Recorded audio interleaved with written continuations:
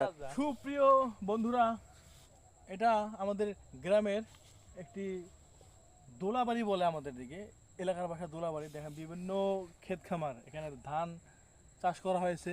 আমাদের এখানে একটা রাস্তা, তার মাঝখানে তার দেখেন এখানে আমাদের গ্রামের ভাষায় তুতের গাছ বলে। তুত এটা একটা ফল, টক জাতীয় একটু ফল, ছোট ছোট হয়। প্রথমে সবুজ হয়, পরে আস্তে আস্তে লাল হয়, একবার যখন পাকে তখন একবারে কালো হয়, জামের মতো কালো হয়। এই যে গাছ, এই যে দেখেন গাছ, এই যে মাত্র কেবল একটু করে ছোট ছোট হচ্ছে, হবে আর কি, বড় হবে। এই যে গাছ, এই যে গাছ,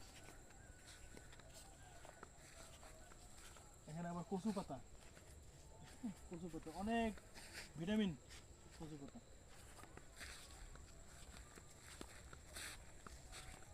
খুবই ভালো লাগতেছে, এলাকায় এমন একটা সুন্দর পরিবেশ। আহ খুব ভালো লাগতেছে।